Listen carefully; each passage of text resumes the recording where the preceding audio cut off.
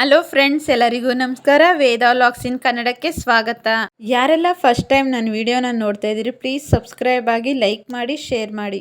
ತುಂಬ soft and sweet ಆಗಿ ರಸಗುಲ್ಲ ಮಾಡೋದು ಹೇಗೆ ತಿಳಿಸ್ಕೊಡ್ತೀನಿ, ಬನ್ನಿ ಫ್ರೆಂಡ್.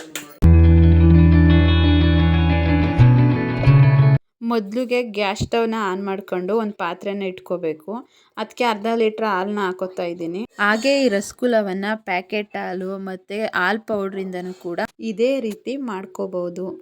ಹಾಗೆ ಒಂದು ಕುದಿ ಬಂದ ನಂತರ ಅದಕ್ಕೆ ಅರ್ಧ ಹೋಳು ನಿಂಬೆಹಣ್ಣು ರಸವನ್ನು ಕೂಡ ಹಾಕೋತಾ ಇದ್ದೀನಿ. 2 ನಿಮಿಷ ಹಾಗೆ ಕುದಿಯಲು ಬಿಟ್ಟರೆ ಹಾಲು ಕೋವಾ ಬೇರೆ ಅದರ ನೀರು ಬೇರೆ ಆಗುತ್ತೆ. ಹಾಗೆ ಒಂದು ತೆಳುವಾದ ಬಿಳಿ ಬಟ್ಟೆ ಮೇಲೆ ಸೋದಿಸ್ಕೊತಾ ಇದ್ದೀನಿ. ಸೋದಿಸಿದ ನಂತರ ಆ ಕೋವವನ್ನು ಸ್ವಲ್ಪ ನೀರಿನಿಂದ ತೊಳಿಬೇಕು. ನಾನು ವಿಡಿಯೋ ಮಾಡಿದೆ ಫ್ರೆಂಡ್ಸ್, ಎಲ್ಲ ಸ್ಕಿಪ್ ಆಗಿಬಿಟ್ಟಿದೆ. ಸ್ವಲ್ಪ ಪ್ರೆಸ್ ಮಾಡಿ ಇಟ್ಕೋಬೇಕಾಗುತ್ತೆ. ನಂತರ 5 ನಿಮಿಷ ಈ ಥರ ಏನಾದ್ರು ಬಾರದ ವಸ್ತು ಇಟ್ಟು ಇಡಬೇಕಾಗುತ್ತೆ. ಈ ರೀತಿ ಇಡುವುದರಿಂದ ತೇವಾಂಶವನ್ನು ಹೀರಿಕೊಳ್ಳುತ್ತೆ. ನಂತರ ಒಂದು ತಟ್ಟೆಗೆ ಕೋವನ್ನು ಹಾಕಿ ಚೆನ್ನಾಗಿ ನಾದ್ಕೋಬೇಕು ಫ್ರೆಂಡ್. ನಾವು ಎಷ್ಟು ಚೆನ್ನಾಗಿ ನಾದ್ಕೋತೀವೋ ಅಷ್ಟು ಚೆನ್ನಾಗಿ ಉಂಡೆಗಳು ಬರುತ್ತೆ, ಸಾಫ್ಟಾಗಿ ಬರುತ್ತೆ. ಸ್ವಲ್ಪ ಹೊತ್ತು ನಾದಿದ ನಂತರ ಅದಕ್ಕೆ 1 ಸ್ಪೂನ್ ಮೈದಾನ ಹಾಕೊಂಡು ನಾದ್ಕೋತಾ ಇದ್ದೀನಿ. ನಿಮ್ಮ ಹತ್ರ ಮೈದಾ ಇಲ್ಲ ಅಂದರೆ ಫ್ರೆಂಡ್ಸ್ ಕಾರ್ನ್ಫ್ಲೋರ್ನ ಕೂಡ ಬಳಸ್ಕೋಬಹುದು. ಯಾವ ಥರ ನಾನು ನಾದ್ಕೋತಾ ಇದ್ದೀನಿ ಆ ಥರ ನಾದ್ಕೋಬೇಕು. ನಾವು ಕರೆಕ್ಟಾಗಿ ನಾದಲಿಲ್ಲ ಅಂದರೆ ಫ್ರೆಂಡ್ಸ್ ಸಾಫ್ಟಾಗಿ ಬರಲ್ಲ.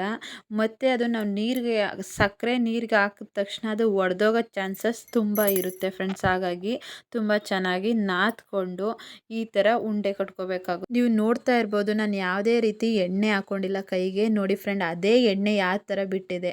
ಈ ಥರ ಎಣ್ಣೆ ಬಿಟ್ಟರೆ ಚೆನ್ನಾಗಿ ನಾದಿದೆ ಅಂತ ಹೇಳಿ ಇವಾಗ ಸಣ್ಣ ಸಣ್ಣದಾಗಿ ಉಂಡೆಗಳನ್ನ ಮಾಡ್ಕೋತಾ ಇದ್ದೀನಿ.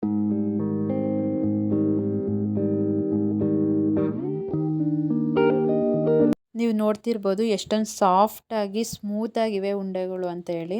ಪಕ್ಕಕ್ಕೆ ಇಟ್ಕೊಂಡು ಗ್ಯಾಸ್ ಸ್ಟವ್ ಆನ್ ಮಾಡ್ಕೊಂಡು ಅದ್ರ ಮೇಲೆ ಒಂದು ಪಾತ್ರೆ ಇಟ್ಕೋತಾ ಇದ್ದೀನಿ. 2 ಬೌಲ್ ನೀರು, 1 ಬೌಲ್ ಸಕ್ಕರೆ ಹಾಕ್ತಾ ಇದ್ದೀನಿ, ಅದೇ ಮೆಜರ್ಮೆಂಟಲ್ಲಿ.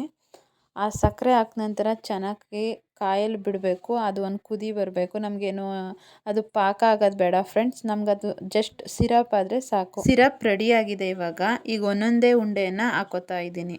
ನೀವು ನೋಡ್ತಿರ್ಬೋದು, ನಾನು ಸ್ವಲ್ಪ ದೊಡ್ಡ ಪಾತ್ರೆನೇ ಬಳಸಿದ್ದೀನಿ. ಕಾರಣ ಇಷ್ಟೇ, ನಾವು ಹಾಕುವಂಥ ಕೋವಾ ಉಂಡೆಗಳು ಬೇಯ್ತಾ ಅದು ಗಾತ್ರ ಡಬಲ್ ಆಗುತ್ತೆ. ಅದರಿಂದ ದೊಡ್ಡ ಪಾತ್ರೆನ ಬಳಸಿದ್ದೀನಿ.